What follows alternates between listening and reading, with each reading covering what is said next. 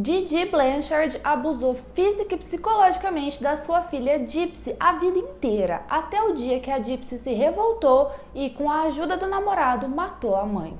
Olá, Psychos! Sejam muito bem-vindos ao momento mais esperado da semana, a nossa Terça Killer. E hoje a gente tá com uma ambiência aqui meio diferente, vocês perceberam? Eu fiz uma mudança na iluminação porque nos vídeos anteriores eu achei que tava muito chapada a imagem, sabe? Tipo, a cadeira, a parede, tudo parecia que tava no mesmo plano. Aí eu fiz esse jogo aqui de luzes e eu também quis usar a minha luz colorida, que eu falei que ela ia ser muito útil. Vocês gostaram dessa mudança? Eu particularmente adorei. Pra quem tá chegando agora, a gente tem vídeo de caso criminal aqui toda terça-feira, então se você gosta desse assunto, já se inscreve no canal e deixa um like que vai me ajudar muito na divulgação desse vídeo. E me siga nas redes sociais, que lá tem sempre vídeos curtos, indicações de séries, livros, filmes e umas baboseiras mais. Hoje a gente vai falar sobre a história da Didi e da Gypsy Blanchard. A Didi queria que a filha fosse doente e a Gypsy queria que a mãe fosse assassinada.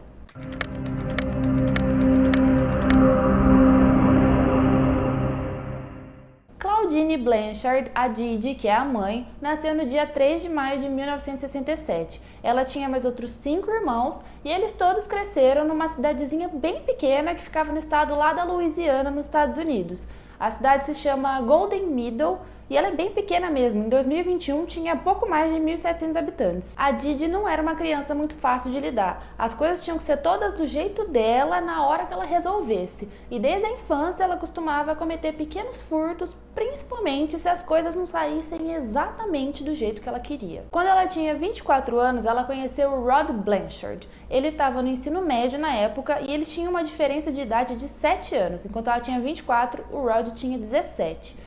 Aí eles namoraram por alguns meses até que a Didi acabou engravidando. Isso foi na década de 90, né? Então, muito pelo conservadorismo da época, o Rod falou, não, vamos casar, vamos fazer as coisas do jeito certo. Mas menos de um ano depois, o Rod percebeu que ele não era feliz nesse casamento arranjado único e exclusivamente por causa da gravidez da Didi, e então eles se separaram e ele foi embora de casa antes da filha nascer. Gypsy Blanchard nasceu no dia 27 de julho de 1991, logo depois dessa separação. A Gypsy nasceu uma bebê super saudável, mas quando ela tinha só 3 meses, a Didi começou a implicar e cismar que ela tinha apneia do sono. Ela falava que a Gypsy ia morrer a qualquer momento porque ela ia parar de respirar enquanto ela dormia. Então a Didi levou a Gypsy para o hospital, os médicos fizeram vários testes, exames, monitoraram o sono da bebê que tinha só 3 meses e não encontraram nada de errado com ela. Não saiu nenhum diagnóstico de doença, de apneia, de absolutamente nada. Mas a Didi não se convenceu desse diagnóstico. Ela começou a reclamar dos médicos, falando que eles eram incompetentes, que a filha dela tinha apneia do sono sim, eles que não sabiam trabalhar. Tá, mas com qual base a Didi falava essas coisas? Ela já tinha trabalhado como assistente de enfermagem, então ela tinha um certo conhecimento técnico na área da saúde e achava que isso era o suficiente para ela duvidar de médicos formados. Esse foi o primeiro episódio da saga infinita de idas ao hospital da Didi e da Gypsy sem motivo real algum, que durou mais de 20 anos. Depois da apneia, a Didi achou outro problema. Ela resolveu que a Gypsy tinha anomalias cromossômicas. Anomalias cromossômicas são alterações genéticas que podem ser causadas por diversos fatores, conhecidos ou não. E essas alterações podem interferir no desenvolvimento neurológico, ósseo da pessoa, entre várias outras implicações. A síndrome de Down, por exemplo, é uma anomalia cromossômica. Em 1999, quando a Gypsy tinha 8 anos, ela começou a andar de cadeira de rodas e fez uma cirurgia para enfiar um tubo de alimentação no estômago, porque afinal de contas ela tinha distrofia muscular, segundo o diagnóstico da conceituada médica Didi, formada em ser mãe maluca. E beleza, ela tinha trabalhado como assistente de enfermagem, mas essas cismas dela, essas invenções de doenças para Gypsy não tinham fundamento algum, porque nenhum médico confirmou essa distrofia muscular. E quando a pessoa realmente tem isso, por não usar as pernas, o músculo vai atrofiando e a pessoa fica com a perna mais fininha. Mas a da Gypsy não tinha nada disso, ela tinha músculos completamente funcionais. E ela conseguia também comer normalmente, mas ela ficou com esse tubo no estômago até os 20 anos e na cadeira de rodas até os 25. A Didi também resolveu que a Gypsy tinha leucemia, então a menina tomava remédios fortíssimos. E nessa mesma época, quando ela tinha 8 anos, ela teve que ter todos os dentes removidos da boca e começar a usar dentadura, porque os dentes dela mesmo estavam completamente podres de tanto remédio que ela tomava. A Didi não trabalhava porque ela tinha que cuidar da pobre filha tão doente em tempo integral, e a Gypsy era educada em casa, ela não ia para a escola porque um outro diagnóstico da médica da Shopee, Didi, era de que a filha dela era 5 anos mais nova intelectualmente do que as outras crianças da idade dela. E apesar disso, a Gypsy aprendeu a ler sozinha em casa com os livros do Harry Potter. Uma loucura, né, para uma pessoa tão intelectualmente incapaz, contém ironia. Então a Gypsy não tinha muito contato com outras pessoas da idade dela. Na verdade, ela não tinha nenhum tipo de autonomia. Toda vez que ela falava com alguém que não fosse a mãe dela, a Didi estava lá em cima, abelhando, querendo saber de tudo. E você acha que acabou? Não. Um belo dia, a Didi resolveu raspar todo o cabelo da Gypsy, porque já que ela tinha leucemia, diagnosticada pela Didi, né, porque nenhum outro médico confirmou isso, mas enfim, como ela tinha leucemia, os cabelos já iam cair mesmo, então a Didi só adiantou o processo. Eu só acho um absurdo que um raio nunca cai 2 vezes no mesmo lugar, mas na Gypsy ele caiu trocentas vezes, né? Tudo que ela podia ter, ela tinha, e talvez até um pouco mais.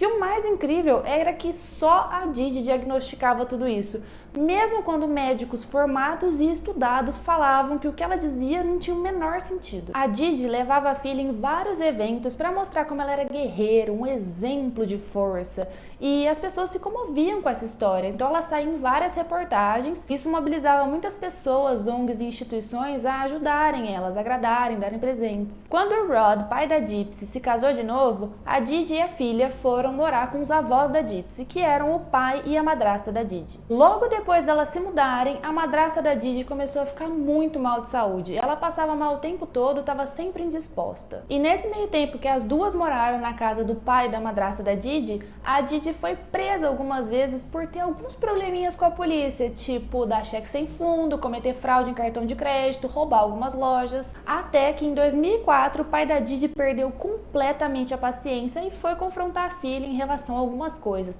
Teve as prisões, ele também questionou o jeito que ela cuidava da Gypsy, porque ele achava que ela sufocava muito a menina, que era muito super protetora, e também soltou a braba. Ele falou que achava que a Didi estava envenenando a madrasta. A Didi ficou putaça com todas essas acusações. Ela falou: não, eu não preciso lidar com essas acusações mentirosas, chega, eu vou embora daqui. Então ela e a Gypsy se mudaram para a cidade de Slidell, que ficava a 2 horas ali da casa do pai dela. Agora, olha que loucura! Assim que as duas se mudaram, a madrasta da Didi magicamente se curou de todos os problemas de saúde que ela estava tendo. Acontece que a Didi estava sim envenenando a madrasta com herbicida, que é um produto químico que as pessoas jogam no jardim para controlar ervas daninhas, bichos e tal. Quando elas se mudaram, a Didi inventou uma história para a vizinha, falando que ela e a filha tinham ido para Slidell porque ela não aguentava mais os abusos do pai da Gypsy, que era um alcoólatra, drogado, maluco. Mas o Rod não era nada disso que a Didi pintou dele.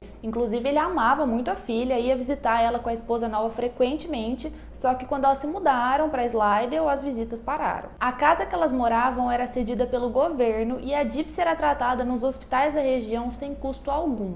E mais uma vez, a Didi disse que a filha tinha coisas que só ela via, porque os médicos faziam exames e não encontravam nada.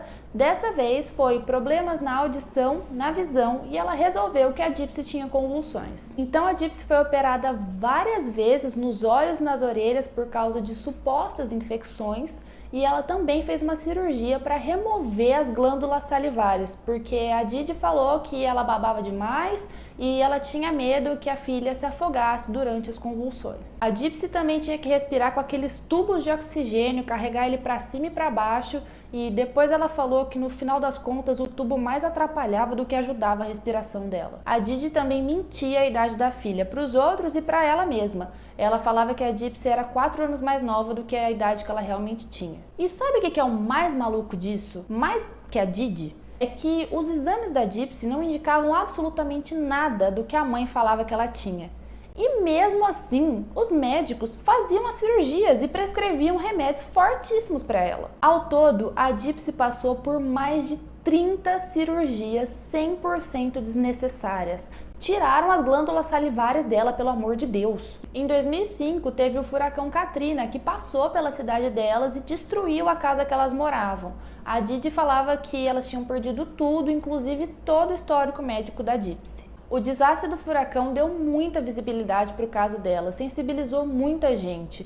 Então, um mês depois, com a ajuda de uma médica, a Didi e a Gypsy se restabeleceram na cidade de Aurora, que fica no Missouri. Lá, a vida da Gypsy ficou ainda mais pública. Ela foi honrada pela Fundação Olay, que defende o direito das pessoas que usam tubos para se alimentar, e também foi eleita Criança do Ano por eles em 2007. Nesse mesmo ano, um neurologista infantil pelo qual a Gypsy passou, o Dr. Bernardo Flasterstein, desconfiou que o diagnóstico de distrofia muscular que a Didi mostrou para ele era falso, porque isso era totalmente desconexo com os exames que ele tinha feito na Gypsy e com a pessoa que ele estava vendo ali pessoalmente na realidade. Ele até entrou em contato com o último médico da Gypsy, lá de Slidell, pediu os exames dela e viu que os resultados que o médico de Slidell mandou batiam com os que ele tinha e não com o que a Didi tinha falado. Pois é, o histórico médico da Gypsy não tinha se perdido. Essa foi mais uma das infinitas mentiras e manipulações da Didi. O Dr. Bernardo chegou a escrever na ficha da Gypsy que a mãe dela tinha grandes chances de sofrer da síndrome de Munchausen por procuração, que é quando um responsável legal simula sinais ou sintomas de doenças numa outra pessoa, geralmente no filho. Isso é uma forma de abuso infantil e a pessoa que sofre dessa síndrome pode chegar a machucar fisicamente a criança e falsificar exames, tudo porque ela quer chamar a atenção para si. Ela quer que a criança precise dela para viver. De algum jeito, a Didi descobriu a desconfiança do Dr. Bernardo, porque depois ela nunca mais voltou nele e ainda ficou falando mal do médico para todas as enfermeiras do hospital. Mas ele também não fez nada com essa informação além de escrever na ficha e a vida seguiu. Anos depois, ele disse que se arrependeu de não ter tomado nenhuma atitude na época, mas ele também estava muito confuso, porque a Gypsy já tinha passado por tantas cirurgias, por tantos médicos, tomava tantos remédios, aparecia em programas de televisão o tempo todo, não tinha como ela estar mentindo. Era muito estranho, só o Dr. Bernardo tá vendo uma coisa que absolutamente ninguém via, mas ele estava certo. Em 2008, elas se mudaram para Springfield, para uma casa arquitetada especialmente para as necessidades da Gypsy, que foi feita por uma ONG que construía casas para crianças carentes, chamada Habitat for Humanity. A casa tinha uma rampa de acesso para a cadeira de rodas da Gypsy e uma banheira aquecida para ela poder fazer os seus exercícios de mobilidade para a distrofia muscular que ela não tinha. Aí a história da mãe solteira que cuidava da filha cheia de problemas e perdeu tudo no furacão Katrina ganhou muita cobertura da mídia. As duas tinham cada vez mais auxílio do governo, de ONGs e de várias empresas. Elas receberam ajuda do McDonald's, de companhias aéreas, do Walt Disney e de vários famosos. Então elas ganhavam viagens, iam para diversos shows, foram para Disney mais de uma vez e participavam de muitos programas de TV. Nesse tempo todo, Rod continuou pagando regularmente a pensão da Gypsy. Ele ligava frequentemente para ver como ela estava, para matar saudades, só que toda vez que ele falava de visitar elas, a Didi desconversava ou ela até topava, mas quando estava chegando a data, ela desmarcava tudo em cima da hora. A vida da Gypsy era bem sufocante, a Didi abelhava tudo, ela não deixava a menina ter privacidade, tudo a mãe tinha que estar no controle. A Gypsy era muito infantilizada pela mãe, ela usava roupas super infantis, lacinhos, e ela também era uma menina bem pequenininha, tinha 1,5 metro de altura e uma voz muito, muito fina, até por consequência de tudo que a mãe fez com ela. Em 2009, no aniversário de 18 anos da Gypsy, o Rod ligou para dar parabéns e a Didi pediu pelo amor de Deus para ele não falar a idade verdadeira dela, porque a menina acreditava que ela estava fazendo 14 anos. E o Rod concordou sem questionar nada. O que, falando assim, é estranho, mas ele também devia acreditar nas histórias que a Didi contava, que a Gypsy era 5 anos mais nova intelectualmente, talvez ela mentisse a idade para a Gypsy não se sentir tão mal. Nesse mesmo ano, alguém anônimo denunciou a Didi, falando que ela usava sobrenomes diferentes, que ela tinha documentos falsos com datas diferentes e que a Gypsy não era tão doente como ela dizia que era. A polícia foi investigar e a Didi falou que ela mentia mesmo, alguns nomes e algumas datas, só que tudo isso para fugir do ex-marido abusivo, aquele personagem que ela criou para o Rod que ele não era. E aí a polícia falou, beleza, e foram embora. Nem foram investigar se ele era realmente abusivo, nem nada. Eles só concordaram e deixaram quieto. Em 2011, a Didi e a Gypsy estavam numa feira de ficção científica. A Gypsy adorava ir nessas feiras porque ela gostava de ir fantasiada e de se sentir outra pessoa. E lá ela não era tão sufocada pela mãe. E nessa específica, ela conheceu um homem de 35 anos e depois que eles voltaram para casa, eles continuaram conversando pela internet. Até que a Gypsy resolveu fugir com ele. Eles se encontraram no hospital e depois foram para a casa dele, mas 4 horas depois, a Didi encontrou os dois, apareceu lá e fez uma arauê falando que ia denunciar o cara porque a Gypsy era menor de idade. Só que ela não tinha, ela tinha 20 anos. Só que a mãe falava que ela tinha 4 anos a menos do que ela tinha de verdade. Inclusive, a certidão de nascimento da Gypsy foi falsificada. Como punição, a Didi martelou o computador da Gypsy inteirinho, destruiu tudo. E depois ameaçou a filha, falou que se ela tentasse fazer isso de novo, da próxima vez ela não ia martelar o computador, ia martelar os dedos da Gypsy. Aí ela amarrou a Gypsy na cama usando algemas e uma coleira de cachorro e deixou a menina lá por 2 semanas. Nesse período, a Didi se recusou a alimentar a filha e ainda disse que se ela tentasse ligar para a polícia, não ia dar em nada, porque a Didi tinha os documentos que comprovavam que a Gypsy era mentalmente incapaz. Esse foi um dos inúmeros episódios de abusos físicos que a Didi praticava contra a Gypsy. Eu falei que elas foram para vários programas de TV, deram entrevistas e tal, né? Se você reparar, em todos, a Didi tá segurando a mão da Gypsy. O que olhando assim, parecia, nossa, que fofa, elas são super unidas, super próximas. Mas não era bem por isso que ela segurava a mão da filha. Era porque se a Gypsy falasse alguma coisa errada, a Didi já dava um apertão na mão dela para ela parar na hora. E se rolasse esse apertão, a Gypsy sabia que chegando em casa, ela ia levar uma surra com um cabide. Quando ela estava com seus 21 anos, a Gypsy estava ficando maluca em casa. Ela não podia fazer nada sem a mãe dela estar em cima 24 horas por dia. Ela não conhecia muitas pessoas da idade dela que não fossem os vizinhos e ela assistia muitos filmes. Então a Gypsy sabia que as pessoas tinham uma vida. E ela queria viver. Aí ela se cadastrou num site de relacionamentos e foi lá que ela conheceu o Nicholas Goldejohn, que ela acreditava ser 6 anos mais velho, mas na verdade ele era só 2. E eles se conectaram logo de cara, conversavam todo dia. Só que o Nicholas tinha um histórico de transtorno dissociativo de identidade e suspeita de autismo. Esse transtorno de personalidade é quando a pessoa tem 2 ou mais alter egos que se alternam. É comum que ela não se lembre de eventos que aconteceram quando uma outra personalidade estava no controle. Até porque pode acontecer de uma personalidade não saber da existência da outra ou das outras. É tipo o Kevin do filme Fragmentado. Uma dessas personalidades do Nick apresentou para a Gypsy o BDSM, que é a abreviação de Bondage, Disciplina e Sadomasoquismo Consensual. Mas eles tinham um web namoro, né? Então toda a parte sexual era falar safadeza e mandar. A Gypsy criou personalidades para ela mesma e elas eram compatíveis com cada uma que o Nicholas tinha. O Nicholas também tinha um passado. Ele foi preso em 2013 por conduta indecente no McDonald's. Ele estava assistindo pornô num tablet. Eu queria entender qual que é o clima de você ver um pornozão no McDonald's. Só que nada disso incomodou a Gypsy. A relação dela com o Nick fazia completo sentido e por isso ela ignorou todas essas red flags. Porque do mesmo jeito que a Gypsy gostava de ir para as feiras de ficção científica, se fantasiar e se sentir outra pessoa, mesmo que fosse por algumas horas, ela conseguia fazer isso no relacionamento dela com o Nicholas. Ela criou várias personalidades que cada uma era de um jeito, ela podia ser quem ela quisesse, inclusive diferentes pessoas. Qualquer um que não estivesse vivendo o inferno que ela vivia dentro de casa.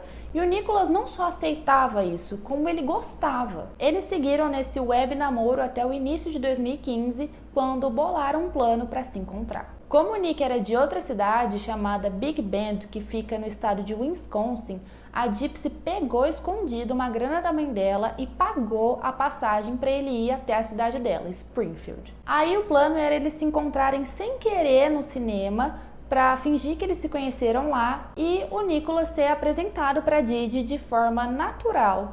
E aí talvez ele e a Gypsy poderem desenvolver um relacionamento com o conhecimento da mãe dela. E rolou esse encontro, só que não deu muito certo. A Didi achou o Nicholas super esquisito e falou pra Gypsy não ficar perto dele. Só que depois do filme, a Gypsy conseguiu dar um perdido na mãe, ela foi até o banheiro encontrar o Nick e eles fizeram sexo lá, ela perdeu a virgindade ali. Depois desse encontro, eles continuaram conversando online até que a Gypsy resolveu contar toda a verdade sobre a vida que ela tinha em casa com a mãe dela pro Nick. Ela contou que a Didi enganava todo mundo com esses problemas da Gypsy, que ela forçava a filha a fingir que era doente e que elas já tinham ganhado muita grana com isso. A primeira coisa que a Gypsy descobriu foi que ela conseguia andar, então dentro de casa ela caminhava normalmente. Por isso a Didi meio que bloqueou as janelas para ninguém conseguir enxergar dentro de casa e quando elas saíam a Gypsy voltava para a cadeira de rodas para continuar o teatrinho da Didi. E só lembrando que a Gypsy sofreu esses abusos da mãe desde que ela tinha 3 meses de idade. Ela não sabia direito o que era verdade, o que não era, o que era certo e o que era errado. Ela só sabia que era muito sufocada pela mãe e que tinha alguma coisa errada. Mas ao mesmo tempo ela entrava na da Didi porque foi o que ela aprendeu desde sempre. Ela contou tudo isso pro Nick para pedir a ajuda dele. A Gypsy queria matar a mãe, porque só assim ela seria livre. Em junho de 2015, o Nicholas foi para Springfield para cumprir o combinado dele com a Gypsy. Ele foi até a casa delas de noite, sem fazer barulho, aí a Gypsy deixou ele entrar e entregou na mão dele uma faca, um par de luvas e uma fita adesiva. O Nick foi até o quarto da Didi, onde ela estava dormindo, e assassinou ela com múltiplas facadas nas costas. Enquanto isso, a Gypsy ficou dentro do banheiro com a mão nos ouvidos para não ouvir a mãe dela gritar. Depois do crime, o Nicholas queria estuprar o corpo da Didi, mas a Gypsy não deixou, e para impedir que ele fizesse isso com a mãe dela, ela deixou que ele estuprasse ela mesma. A Gypsy disse que ele forçou e machucou ela de verdade, mas a versão do Nick é que o sexo foi consensual e que a Gypsy gostava de sexo bruto mesmo. Aí eles limparam tudo bem meia boca e pegaram $4.000 em espécie que a Didi tinha guardado em casa e foram se hospedar num hotel fora de Springfield. A primeira coisa que eles pensaram foi, beleza, a gente precisa se livrar dessa faca. Então eles pegaram a arma do crime, enfiaram no envelope e enviaram para a casa do Nicholas em Wisconsin. Eles passaram alguns dias no hotel pensando o que fazer em seguida e resolveram ir para a casa do Nicholas em Wisconsin, para onde eles tinham mandado a arma do crime. E eles acharam que tinham cometido o crime perfeito. Detalhe que eles planejaram esse assassinato por mensagem e não apagaram nenhum histórico. E como eu falei, eles limparam a casa bem meia boca, deixaram vários rastros para trás. No dia 14 de junho de 2015, quando eles já estavam na casa do Nick, eles postaram a seguinte frase, "The bitch is dead", que significa "a vadia está morta", no perfil do Facebook da Didi com a Gypsy, que era junto, tipo esses de casal. Segundo a Gypsy, esse post foi para fazer alvoroço mesmo e descobrirem que a mãe dela estava morta. Ela não queria que ela ficasse lá na casa sozinha, apodrecendo, queria que encontrassem o corpo. Mas não satisfeitos, depois eles postaram: "Eu rasguei aquela porca gorda no meio e depois estuprei a filha inocente dela. Ela gritou muito alto." Risos. Uma mulher que conhecia as duas viu o post e ligou para a polícia. Quando a polícia chegou na casa delas, já tinha um monte de gente ali porque eles já tinham visto a publicação. E eles tentaram enxergar pela janela, só que não dava para ver o lado de dentro. As janelas eram cobertas. Eu falei, né, que a Gypsy andava em casa, ela caminhava. Então a Didi tampou tudo para ninguém enxergar isso e manter o teatrinho. Eles bateram na porta e ninguém atendeu, mas como não tinha nenhum sinal de violência na casa, a polícia só podia entrar lá com um mandado de busca, que chegou horas depois. E assim que eles entraram, eles encontraram o corpo da Didi lá, todo esfaqueado. A Gypsy tinha uma amiga que ela conversava coisas pessoais pela internet, porque pessoalmente a Didi estava sempre em cima, né? E pelo chat ela contou para essa menina que tinha um namorado, que era o Nicholas. Então ela falou quem era, mostrou foto e tudo. Essa amiga era vizinha dela e ela mostrou tudo isso para a polícia. Eles rastrearam o usuário do tal namorado e chegaram na casa do Nick em Wisconsin. Os policiais foram até lá, encontraram o casal e os dois foram interrogados. A Gypsy, a princípio, fingiu que não sabia que a mãe tinha morrido. Mas aí quando perguntaram se ela tinha matado a Didi, ela respondeu, não fui eu. Depois os policiais perguntaram se ela tinha ajudado o Nicholas. E ela falou que não. O Nick já foi bem sincerão. Ele contou logo de cara que tinha esfaqueado a Didi a pedido da Gypsy. e também contou toda a história de antes disso, como eles se conheceram e tudo. Os dois foram a julgamento e a Gypsy foi acusada de homicídio qualificado, que é quando existe um planejamento para o crime, quando ele é premeditado. E isso foi comprovado pelas mensagens que ela trocava com o Nick, né? O advogado da Gypsy penou, mas ele conseguiu a documentação que comprovava o que a Didi fazia com a filha.